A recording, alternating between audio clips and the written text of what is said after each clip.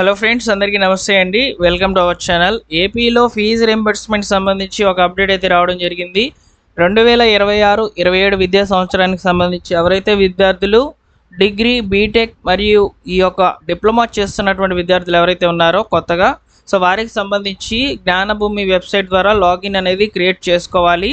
వీటితో పాటుగా post matric scholarships అంటే ఆర్టీఎఫ్, ఎంటీఎఫ్ అమౌంట్స్ అనేటివి మీకు పడాలంటే ఖచ్చితంగా 5 స్టెప్ వెరిఫికేషన్ అనేది కంప్లీట్ చేసుకోవాలి. ఈ 5 స్టెప్ వెరిఫికేషన్ అనేది మన యొక్క గ్రామ వార్డు సచివాలయంలో ఉన్నటువంటి వార్డ్ వెల్ఫేర్ ఎడ్యుకేషనల్ ఆఫీసర్ లేదా వెల్ఫేర్ అసిస్టెంట్ గారికి అయితే వస్తాయన్నమాట.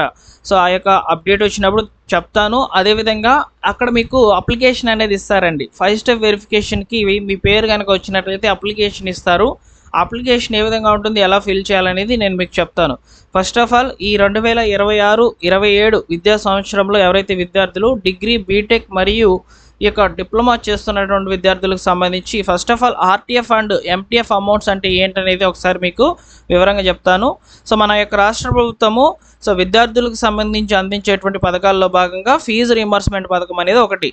సో గవర్నమెంట్ ఏదైతే ఆంధ్రప్రదేశ్ గవర్నమెంట్ ఆధ్వర్యంలో ఉన్నటువంటి ప్రైవేట్ కళాశాలలు కానివ్వండి, ప్రభుత్వ కళాశాలలు కానివ్వండి, సో విద్యను అభ్యసిస్తున్నటువంటి విద్యార్థులకు సంబంధించి ఎస్సీ, ఎస్టీ, బీసీ, ఈబీసీ విద్యార్థులకు సంబంధించి అయితే పోస్ట్ మెట్రిక్ స్కాలర్షిప్స్ అనేటివి ఇస్తుంది. ఈ పోస్ట్ మెట్రిక్ స్కాలర్షిప్స్ అనేటివి 2 రకాలు, ఆర్టీఎఫ్ అమౌంట్, ఎంటీఎఫ్ అమౌంట్. ఇక్కడ ఎంటీఎఫ్ అమౌంట్ అనేది ఐటీఐ స్టూడెంట్స్కి 10,000 రూపాయల నుంచి ఇక్కడ పాలిటెక్నిక్ విద్యార్థులకు సంబంధించి 16,000 రూపాయల వరకు, అదేవిధంగా డిగ్రీ విద్యార్థులకు సంబంధించి 20,000 రూపాయల వరకు అయితే వస్తుంది. అదేవిధంగా ఆర్టీఎఫ్ అమౌంట్ అంటే ట్యూషన్ ఫీజు, సో ఇదొక మీ యొక్క కాలేజీకి అయితే పడుతుంది అనమాట.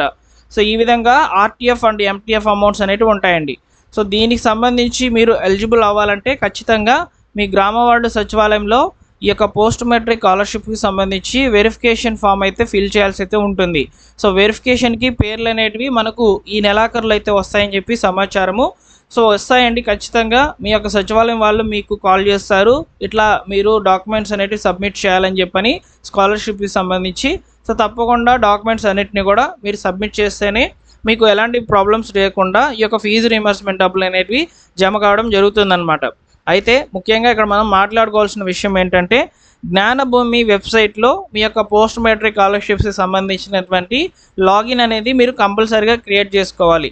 ఈ లాగిన్ అనేది ఎలా క్రియేట్ చేసుకోవాలి, అసలు దేనికి చేసుకోవాలని అడిగితే, ఈ యొక్క లాగిన్లోనే మీ యొక్క వివరాలు అనేటివి అప్డేట్ అవుతాయి. అంటే ఈ జ్ఞానభూమి వెబ్సైట్లో మీకు స్కాలర్షిప్స్ అనేటివి వస్తున్నాయా లేదో తెలుసుకోవచ్చు, స్కాలర్షిప్ అమౌంట్ ఎంత విడుదలైందో కూడా తెలుసుకోవచ్చు. ఓకేనా? సో కాబట్టి లాగిన్ అనేది ఫస్ట్ ఆఫ్ ఆల్ క్రియేట్ చేసుకోండి. మీ యొక్క ఆధార్ నెంబర్తో అయితే లాగిన్ అనేది క్రియేట్ చేసుకునేదానికి అవకాశం ఉంటుంది. అయితే ఇక్కడ మీరు ఈ లాగిన్ ఎలా క్రియేట్ చేసుకోవాలని చెప్పి మీరు నన్ను కామెంట్లు అడిగితే నేను తప్పకుండా నెక్స్ట్ వీడియో అయితే చెప్తాను, ఈ జ్ఞానభూమి వెబ్సైట్లో లాగిన్ ఎలా క్రియేట్ చేసుకోవాలనేది. లేదా ఆల్రెడీ మన యొక్క యూట్యూబ్ ఛానల్లోనే చాలా వీడియోస్ అయితే ఉంటాయి, చూసి మీరు లాగిన్ అనేది ఫస్ట్ ఆఫ్ ఆల్ క్రియేట్ చేసేసుకోండి. అలానే విద్యార్థులు ఖచ్చితంగా ఇక్కడ మీరు లాగిన్ అనేది క్రియేట్ చేసుకుంటే సరిపోదు, మీ వివరాలన్నీ కూడా కాలేజ్లో అదేవిధంగా సచివాలయంలో అన్నీ కూడా ప్రాపర్గా డాక్యుమెంట్స్ అనేటివి సబ్మిట్ చేస్తేనే మీకు ఫీజు రీయింబర్స్మెంట్ డబ్బులు అనేటివి జమ కావడం జరుగుతుంది ప్రభుత్వం విడుదల చేసినప్పుడు. అలా కాకుండా ఏదైనా రాంగ్ డాక్యుమెంట్స్ సబ్మిట్ చేసేసినారనుకోండి, ఖచ్చితంగా ఈ యొక్క పోస్ట్ మెట్రిక్ స్కాలర్షిప్స్లో మీకు అప్రూవల్ అనేది రాదు. కాబట్టి జాగ్రత్తగా మీరు అన్ని డాక్యుమెంట్స్ అనేటివి సబ్మిట్ చేయండి. ఫస్ట్ ఆఫ్ ఆల్ ఇప్పుడు మన యొక్క పేరు 5 స్టెప్ వెరిఫికేషన్ కనుక వచ్చినట్లయితే, సో ఈ యొక్క అప్లికేషన్ ఇస్తారు కదా, అప్లికేషన్ అనేది ఎలా ఫిల్ చేయాలనేది ఒకసారి చెప్తాను చూడండి. పోస్ట్ మెట్రిక్ స్కాలర్షిప్కి సంబంధించి RTF and MTF verification form అయితే ఈ విధంగా ఉంటుంది. సో ఇందులో చూసుకున్నట్లయితే ముందుగా స్టూడెంట్ వివరాలు, తర్వాత కాలేజ్ వివరాలు, తల్లి యొక్క వివరాలు, అదేవిధంగా ఈ యొక్క 6 స్టెప్ వ్యాలిడేషన్ అంటే ఇప్పుడు మనకు 5 స్టెప్ చేస్తున్నారు కాబట్టి 5 స్టెప్ వ్యాలిడేషన్ పాయింట్స్ అనేటివి క్లియర్ చేసుకోవాలి. నెక్స్ట్ వచ్చేసి చిరునామా, అదేవిధంగా కుటుంబ సభ్యుల వివరాలు, రేషన్ కార్డ్ నెంబరు, ఈ వివరాలను అయితే మనం ఫిల్ చేయాలి. ఇక్కడ చూసుకున్నట్లయితే ఫస్ట్ వచ్చేసి స్టూడెంట్ పేరు ఉంది కదా, దీని పక్కన బాక్స్లో ఆధార్ కార్డులో మీ నేమ్ ఏ విధంగా ఉంటుందో అదేవిధంగా కాలేజ్ రికార్డ్స్లో కూడా అదే పేరు ఉండాలి. సో పేర్లు అనేవి చేంజ్ చేసుకోవద్దు, నిక్ నేమ్స్ అవన్నీ కూడా రాయవద్దు. ఓకేనా? సో స్టూడెంట్ పేరు ఆధార్ కార్డులో ఏదైతే ఉంటుందో అదే ఇవ్వాలి. తర్వాత ఆధార్ నెంబర్ ఉంది కదా, సో దీని పక్కన బాక్స్లో ఆధార్ నెంబర్ని అయితే ఇవ్వాలి. తర్వాత తండ్రి గారి పేరు ఆధార్లో ఏదైతే ఉంటుందో అదే ఇవ్వాలి. సో స్టూడెంట్ మొబైల్ నెంబర్ని అయితే ఈ పక్క బాక్స్లో అయితే మీరు రాయాలన్నమాట. నెక్స్ట్ కాలేజీ వివరాలు, మీ కాలేజీ పేరు, నెక్స్ట్ మీరు ఏం కోర్స్ చేస్తున్నారు, కోర్సు సంవత్సరము, అదేవిధంగా ఇక్కడ చూసుకున్నట్లయితే ఏ సంవత్సరంలో విద్యార్థి చదువుతున్నారు అనే వివరాలను కూడా ఈ 2026, 27 అని చెప్పి ఇక్కడ మీరు రాయాలి. అదేవిధంగా చదువుతున్నారా లేదా అనేది కూడా పక్క బాక్స్లో రాయమని చెప్తున్నారు. నెక్స్ట్ వచ్చేసి తల్లి యొక్క వివరాలు. సో ఇక్కడ మనకు చూసుకున్నట్లయితే ఎస్టీ స్టూడెంట్స్కి జాయింట్ అకౌంట్ బ్యాంక్ డీటెయిల్స్ అవసరం లేదు, మిగిలిన వారందరికీ కూడా జాయింట్ అకౌంట్ ఉండాలని చెప్పి చెప్తున్నారనమాట. ఓకేనా, అంటే తల్లి యొక్క వివరాలు ఎస్టీ వాళ్ళు, బీసీ వాళ్ళు, ఈబీసీ వాళ్ళు ఖచ్చితంగా వివరాలు అనేటివి అందించాలి. ఓకేనా, సో తల్లి గారి యొక్క పేరు, అదేవిధంగా ఆధార్ నెంబరు, అదేవిధంగా student and mother joint account అనేది కంపల్సరీగా మీరు చేయించుకోవాలి. ఆ యొక్క బ్యాంక్ అకౌంట్ సంబంధించి ఐఎఫ్ఎస్సి కోడ్, తర్వాత తల్లి యొక్క మొబైల్ నెంబర్ ఉంటే ఇవ్వండి. నెక్స్ట్ చూడండి, ఈ యొక్క 6 స్టెప్ వ్యాలిడేషన్ పాయింట్స్ చూసుకున్నట్లయితే కుటుంబంలో ఎవరైనా ప్రభుత్వ ఉద్యోగులు, ప్రభుత్వ పెన్షనర్లు ఉన్నారా అంటే లేరు అని రాయండి, ఉంటే ఉన్నారని రాయండి, లేదంటే లేదు అని రాయండి. పక్కన కుటుంబంలో ఎవరైనా ఇన్కమ్ ట్యాక్స్ చెల్లిస్తున్నారా, దాన్ని మీరు ఇక్కడ ఉంటే ఉన్నారు, లేదంటే లేదు అని రాయండి. నెక్స్ట్ కుటుంబంలో ఎవరికైనా 4 వీలర్ కార్ ఉందా అని చెప్పని మీరు ఇక్కడ మీరు రాయాలన్నమాట, లేదు ఉంటే ఉంది. ఇక్కడ మున్సిపల్ ఏరియాలో 1500 చదరపు అడుగుల కంటే ఎక్కువ స్థలం కలిగి ఉన్నారా, ఉంటే ఉన్నారు, లేదంటే లేదని రాయండి. నెక్స్ట్ వచ్చేసి కుటుంబం యొక్క ఆదాయము 2,50,000 కంటే ఎక్కువగా ఉందా లేదా ఇక్కడ రాయాలన్నమాట. కుటుంబం యొక్క మొత్తం భూమి పరిమితి మించి ఉన్నారని చెప్పని అడిగితే ఈ భూమి పరిమితి విషయంలో చూసుకున్నట్లయితే ఇక్కడ మనకు క్లియర్గా చెప్పారు. మెట్ట భూమి 25 ఎకరాలు, మాగాని భూమి 10 ఎకరాలు. ఇక్కడ మెట్ట భూమి అనేది